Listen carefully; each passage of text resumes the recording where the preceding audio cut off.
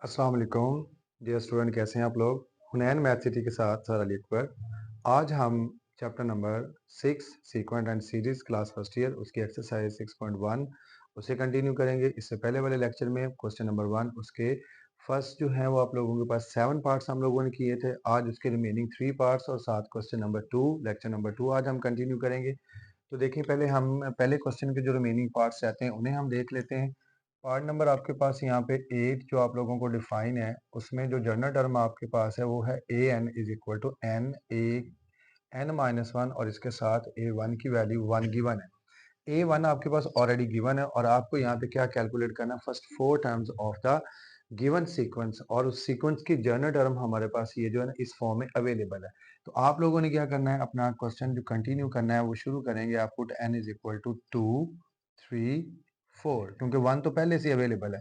तो आपके पास ये 1 टाइम 2 टाइम 3 टाइम आपको क्वेश्चन के अंदर जनरल टर्म के अंदर एन नजर आ रहा है। इन एन की जगह पे जो है ना आप लोग पहले 2 को रिप्लेस करेंगे, तो आपके पास ये आ जाएगा A2, इधर आ जाएगा 2, और यहाँ पे आ जाएगा 2 माइनस, यानी कि यहाँ पे लिखेंगे 2 माइनस 1। तो ये 2 ऑफ 2 में से 1 निकालने से A1, जबकि आपके पास A1 की वैल्यू ऑलरेडी गिवन है 1, और 2 1 द 2, आपके पास दूसरी टर्म जो है वो 2 आ जाएगी।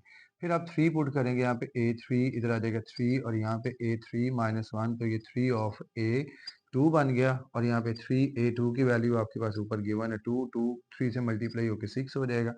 फिर A4 जो है वो आपके पास आ जाएगा 4 of A4 minus 1, 4 of A3, तो 4 ऑफ A3 की वैल्यू ऊपर है आपके पास 6, ये 4 6 था, आपके पास आ जाएगा 24 जो है, ये आपके पास है डाटा अवेलेबल होगा इस तरह से। तो आपके पास यहाँ पे फिर hence the first first 4 terms are, वो ऐसे लिखे जाएंगे 1 2 6, और ये आपके पास आ जाएगा यहाँ पे फिर 24। तो आपके पास आपके क्वेश्चन का सोल्यूशन सेट। नेक्स्ट आप देखें पार्ट नंबर 9, आप लोगों के पास क्या है। पार्ट 9 को आप लोगों ने जब सिंप्लीफाई करना है, यहाँ पे आपके पास पार्ट नंबर 9 का solution A N is equal to N plus one A N minus one, और इस वाले पार्ट में भी ए वन की वैल्यू गिवन है।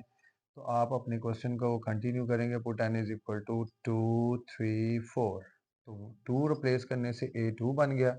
इधर आप लिखेंगे 2 प्लस वन, और आगे आप लिखेंगे 2 माइनस वन एन की जगह पे, तो ये आपके पास 2 और 1 3 हो जाएगा। यहाँ पे आपके पास A1 और 3 ऑफ A1 की वैल्यू आपके पास 1 है, तो 3 1 से मल्टीप्लाई होके 3।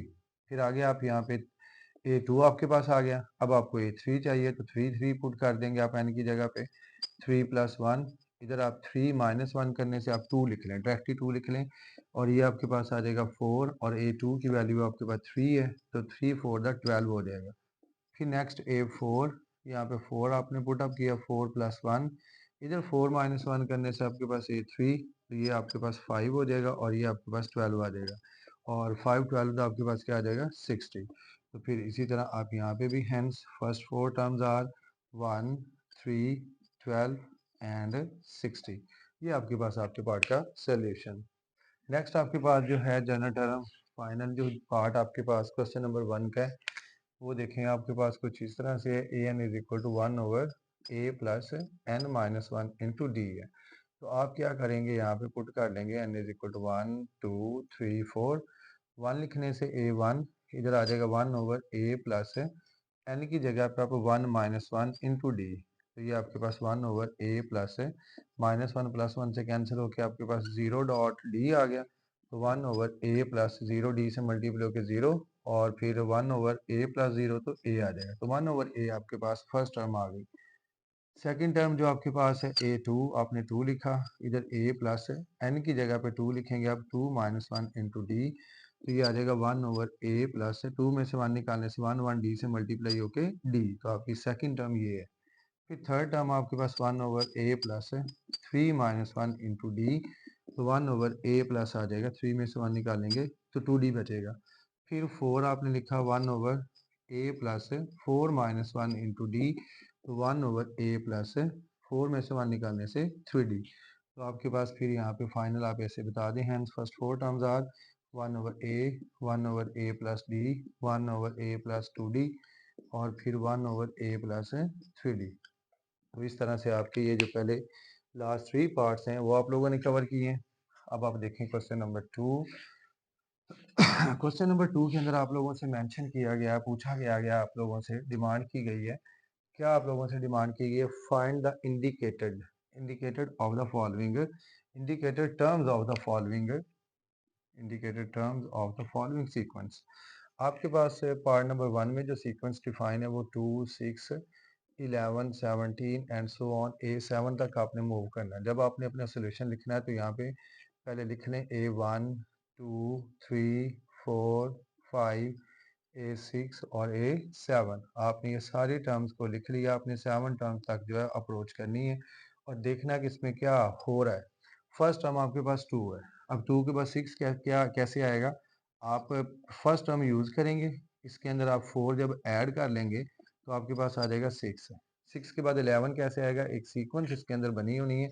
अब सीक्वेंस से थर्ड टर्म को निकालने के लिए 6 इधर लिखेंगे और इसमें क्या ऐड करेंगे? ये बन जाए, ये आपके पास 5, ये आपके पास बन जाएगा 11। अब 11 आप इधर लिखेंगे, इसमें क्या ऐड कर लेंगे? 17 बन जाए, वो 6 आपके पास ऐड होगा तो 17। यानी कि एक तरतीब बन रही है, हर पिछले टर्म में एक एक नंबर ऐड करते जाएंगे तो आपकी जो सीक्वेंस है ये प्रोड्यूस होती जाएगी। अब ये आ जाएगा 17 प्लस 7, तो आपके पास ये कितना बन जाएगा? 24। फिर 24 प्लस आपने 8 किया तो आपके पास बन जाएगा 32। अब 32 को इधर आप लिखेंगे तो इसमें 9 ऐड करेंगे तो 41। तो आपके क्वेश्चन का ये सोल्यूशन। नेक्स्ट पार्ट आप देखें, पार्ट 2 जो आपको डिफाइन है यहाँ पे, उसका सोल्यूशन वो आपके पास है 1, 3, 12, 60 एंड सो ऑन A6 तक आपने अप्रोच करना है। तो आप यहाँ पे A1, A2, A3, A4, A5, A6 लिख लें। तो देन इसकी अब कंप्लीट करें और इसमें से चेक करें कैसे आएगा। ये फर्स्ट टर्म 1 है, ये एज इट इज़ लिख लें। 1 के बाद 3 कैसे बनेगा? अगर आप सेकंड टर्म को निकालने के लिए फर्स्ट टर्म का अगर यूज़ करेंगे तो 1 को अगर 3 से मल्टीप्लाई करेंगे तो 3 1 द 3 या 1 3 द 3। अब ये 12 है, 12 किस तरह से आपको मिलेगा? ये 3 अगर आप यहाँ पे लिखेंगे, बैक टर्म को यूज़ करेंगे, 3 इधर आ जाएगा, इसे 4 से मल्टीप्लाई कर लेंगे तो ये 12 बन जाएगा। अब 12 को आप यहाँ पे लिखेंगे, किससे मल्टीप्लाई करेंगे? एक तरतीब मिल गई आपको कि बैक टर्म आपने यूज़ करनी है नेक्स्ट टर्म को निकालने के लिए और एक नंबर आपने ऐड करते जाना है, ऐड करके यहाँ पे उससे मल्टीप्लाई करना है। 5 से मल्टीप्लाई करेंगे तो ये आपके पास आ जाएगा 60। अब 60 आप यहाँ पे लिखेंगे और इधर क्या मल्टीप्लाई करेंगे आप? 6।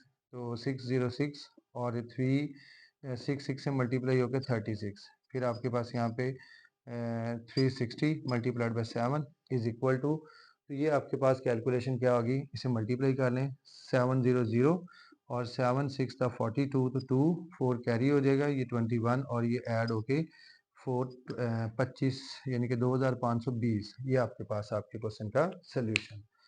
फिर आपके पास पार्ट नंबर जो 3 है इसका, वो देखें, वो भी बहुत आसान सा है। उसमें आपके पास कहाँ तक अप्रोच करना है? A7 तक। तो A1, A2, A3, A4, A5, A6 और A7। फर्स्ट टर्म आपके पास 1 है, सेकंड टर्म आपके पास 3/2 है। तो आप क्या करेंगे? ये जो 1 है, इस 1 को आप 1/1 लिख सकते हैं। अगर 1/1 लिख सकते हैं तो जो ऊपर वाला 1 है, इस वाले 1 में आप 2 ऐड कर लेंगे और नीचे वाले 1 को आप 2 से मल्टीप्लाई कर लेंगे तो आपके पास ये 3/2 बन जाएगा। फिर आपके पास 5/4 आपको रिक्वायर्ड है, इन दोनों को फिर आप इसी तरह लिखेंगे। यहाँ पे 3/2, ऊपर वाले नंबर में आप 2 ऐड कर लोगे और नीचे वाले नंबर को आप 2 से मल्टीप्लाई कर लोगे। तो इसके अंदर जो सीक्वेंस आ रही है कि बटे वाले से ऊपर वाले नंबर को में 2 ऐड हो रहा है और नीचे वाले नंबर से 2 से मल्टीप्लाई करते जा रहे हैं। तो ये आपके पास आ जाएगा 5 और नीचे आ जाएगा 4। फिर 5 में 4 2 ऐड हो जाएगा और 4 2 से मल्टीप्लाई होकर आपको 7/8 जो क्वेश्चन में गिवन है वहां तक हम पहुंच गए हैं। फिर आगे आपके पास 7 में आप 2 ऐड करोगे और 8 को 2 से मल्टीप्लाई करोगे तो 9/16। 9 में 2 ऐड करोगे और 16 को 2 से मल्टीप्लाई करोगे तो 11/32। और A7 जब आपने फाइंड आउट करना है तो 11 में 2 ऐड करेंगे और 32 को 2 से मल्टीप्लाई करेंगे तो आपके पास 13/64। ये आपके पास आपके क्वेश्चन का सोल्यूशन। लास्ट 2 पार्ट्स बहुत इजी हैं आपके पास, इन्हें आप देखें। वहाँ आप A8 तक आपने अप्रोच करनी है। तो A1, A2, A3, A4, A5, A6, A7 और A8। आपने इन्हें जल्दी से पहले अपनी टर्म्स को लिख लिया, फिर आपको यहाँ पे इसकी सीक्वेंस को मेंटेन करना जो है वो बड़ा आसान हो जाता है। तो यही देखेंगे पहली दो टर्म्स 1 1 है, ये भी 1 और ये भी 1 है। इससे नेक्स्ट आपको दो टर्म जो चाहिए वो कैसे हैं, एक -3 एक +5 है। तो ये जो पहली टर्म है ये तीसरे नंबर पे यूज़ होगी और जो दूसरे नंबर वाली ये फोर्थ पे यूज़ होगी। पहली वाली टर्म जो है इसमें आप 4 नेगेटिव कर लोगे और इसमें 4 पॉजिटिव कर लोगे, तो ये आपके पास आ जाएगा -3 और ये आ जाएगा 5। इससे नेक्स्ट -7 और 9 लाने के लिए इन दोनों को इसी तरह आप नीचे शिफ्ट करोगे। जो ये -3 है ये इस साइड पे आ जाएगा और 5 आगे शिफ्ट हो जाएगा। इधर -4 कर लो और इधर +4 कर लें आप लोग। ये 5 आपके पास 5 + 4 तो ये आ जाएगा -7 और ये आ जाएगा 9। इससे नेक्स्ट 2 लाने के लिए इनको फिर इसी तरह आप यहाँ पे शिफ्ट करोगे।